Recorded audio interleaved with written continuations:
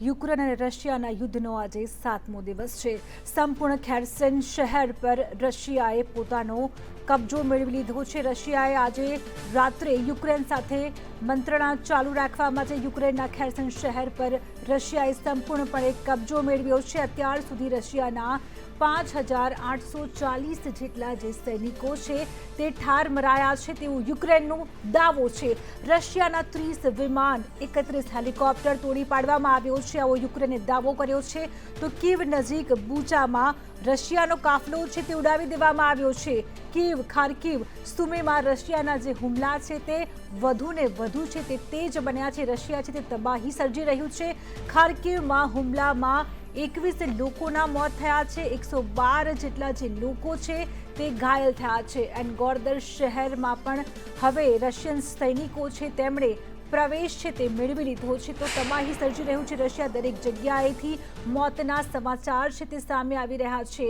America air space Russia માટે બંધ કરવામાં આવ્યું તો સમગ્ર દુનિયાના જે બધા જ દેશો છે તે યુક્રેનની સાથે છે। દરેક દેશ છે તે પ્રતિબંધ લગાવી રહ્યા છે। બ્રિટનના બંદરો પર રશિયન જહાજો માટે પણ પ્રતિબંધ લાદી દેવામાં આવ્યો છે। તો બંદરો પર રશિયન જહાજો માટે પ્રતિબંધ છે। રશિયન બેંક સ્વિફ્ટ મેસેજિંગ સિસ્ટમથી અલગ છે। તો આ પ્રકારે દરેક દેશ છે તે કંઈક ને કંઈક પ્રતિબંધ છે તે લગાવી રહી છે। રશિયાને ચેતવવાનો પ્રયાસ કરી રહી છે। રૂબેલ ચલણમાં 10% જેટલો જે ઘટાડો છે તે નોંધાયો છે, એટલે રશિયાની આર્થિક પરિસ્થિતિ છે તે પણ ડામાડોળ થઈ રહી છે। ડોલર, યુરો, પાઉન્ડના વેપાર પર પ્રતિબંધ ફરમાવી દેવામાં આવ્યો છે। કોઈ પણ પ્રકારે રશિયા સાથે વ્યવહાર રાખવામાં નહીં આવે। યુદ્ધમાં દરરોજ 1.12 લાખ કરોડનું ધોવાણ થઈ રહ્યું છે રશિયા તરફથી। રશિયાની જે આર્થિક પરિસ્થિતિ છે તે પણ ડામાડોળ થતી નજરે પડી રહી છે। ગૂગલ પે, એપલ પે જે ઉપયોગ છે તેની પર પ્રતિબંધ લાદી દેવામાં આવ્યો છે અમેરિકા દ્વારા। ફેસબુક બોયકોટ અને ટિકટોક પર પણ પ્રતિબંધ લાદી દેવામાં આવ્યો છે। એટલે દરેક દેશ છે તે રશિયા પર પ્રતિબંધો લાદી રહ્યા છે। રશિયાને સાથ આપનાર બેલારૂસ પર પણ પ્રતિબંધ લાદી દેવાની અમેરિકાએ ચેતવણી આપી છે। તો ખાર્કિવમાં રશિયા છે તે હુમલાઓ કરી રહ્યું છે અને જે અન્ય દેશો છે તે પણ ક્યાંક ને ક્યાંક છે યુક્રેનની મદદે આવી રહ્યા છે। જો અમેરિકાની આપણે વાત કરીએ તો અમેરિકા છે તે સ્ટ્રિંગર 500 મિસાઇલ છે, સ્ટ્રિંગર મિસાઇલ છે તેની મદદ યુક્રેનને કરશે। આ ઉપરાંત જો વધારાની સૈન્ય મદદની જરૂર પડશે તો અમેરિકા ચોક્કસથી યુક્રેનને આ મદદ પહોંચાડશે। અમેરિકા કહી રહ્યું છે કે તે યુક્રેનની સાથે ઊભું છે। વિશ્વ બેંક તરફથી પણ $300 કરોડ છે તેની મદદ છે તે યુક્રેનને આપવામાં આવશે। જોકે અહીંયા અમેરિકાએ એ સ્પષ્ટ કર્યું છે કે જે અમેરિકન આર્મી છે તે યુદ્ધમાં સામેલ નહીં થાય, પરંતુ યુદ્ધના જે સરસામાન છે આ ઉપરાંત જે પ્રમાણે મિસાઇલ છે બધાની મદદ છે તે અમેરિકા કરતું રહેશે।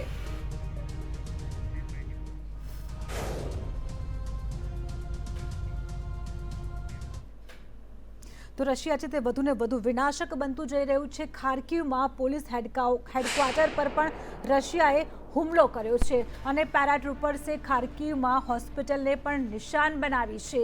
તો રશિયા છે તે હવે કોઈ પણ ભોગે જે પ્રમાણે કીવ પર જે પોતાનું જે સામ્રાજ્ય છે તે સ્થાપવાની કોશિશ કરી રહ્યું છે। પુતિન છે હવે પીછેહટ કરવા નથી માંગી રહ્યા। ક્યાંક ને ક્યાંક સૌથી પહેલા એવા સમાચાર આવતા હતા કે સિવિલિયનને તેઓ ટાર્ગેટ નહીં કરે, પરંતુ હવે તો હોસ્પિટલને પણ નિશાન બનાવવામાં આવી રહી છે। જે રશિયન પેરાટ્રુપર્સે ખાર્કિવમાં હોસ્પિટલને નિશાન બનાવી છે અને આ જે દ્રશ્યો જોઈ રહ્યા છો તે પોલીસ સ્ટેશનના જે દ્રશ્યો છે।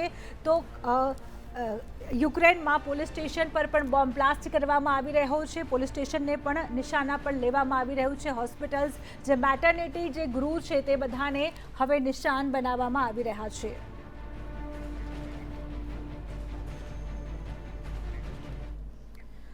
તો સુમીમાં રશિયન સેનાએ પીછેહટ કરી છે। ક્ષેત્રીય સૈન્ય પ્રશાસન હેડનો આ દાવો છે। સુમીમાં રશિયન સેનાની પીછેહટ, બંધક સૈનિકોને છોડાવવા માટે સમજૂતી કરવામાં આવી હતી। 1 માર્ચે વિસ્તાર ખાલી કર્યાનો દાવો પણ કરવામાં આવ્યો છે। તો એક બંધક સૈનિકોને છોડાવવા માટે સમજૂતી કરવામાં આવી હતી। 1 માર્ચે વિસ્તાર ખાલી કરવાનો દાવો કરવામાં આવ્યો છે।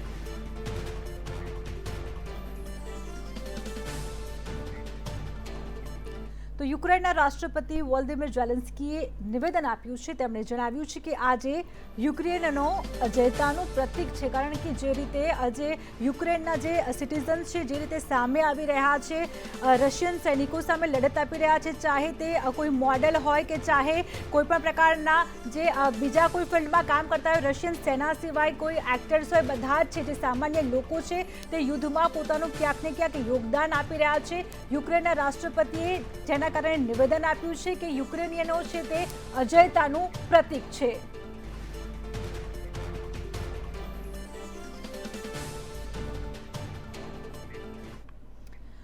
રશિયન પ્રેસિડેન્ટ વ્લાદિમીર પુતિનને તો બધા જ લોકો જાણે છે, પરંતુ બહુ ઓછા લોકો જાણતા હશે કે યુક્રેનના પ્રેસિડેન્ટ કોણ છે. તો આપણે જણાવી દઈએ કે યુક્રેનના પ્રેસિડેન્ટ વોલ્દિમીર ઝેલેન્સ્કી એક કોમેડિયન છે. ખરેખરમાં વોલ્દિમીર ઝેલેન્સ્કી યુક્રેનના પ્રેસિડેન્ટ બન્યા તે પહેલા એક કોમેડિયન તરીકે તેઓ કામ કરતા હતા. વર્ષ 2019માં પહેલીવાર વોલ્દિમીર ઝેલેન્સ્કી દેશની ચૂંટણીમાં ઉતર્યા હતા.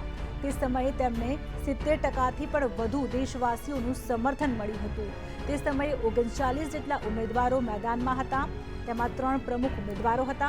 તે સમયે 44 વર્ષીય વોલ્દિમીર ઝેલેન્સ્કીને જીત મળી અને યુક્રેનના તેઓ પ્રેસિડેન્ટ બની ગયા. આટલું જ નહીં, સુપર પાવર રશિયન સૈન્ય સામે છેલ્લા 5 દિવસથી મોરચો સંભાળીને બેઠેલા ઝેલેન્સ્કીના જે દાદા સિમોન ઇવાનોવિચ એક સમયે રશિયાની રેડ આર્મીના લેફ્ટનન્ટ હતા. ઝેલેન્સ્કીને આ જુસ્સો અને હિંમત તેમના દાદા સિમોન પાસેથી મળ્યા છે.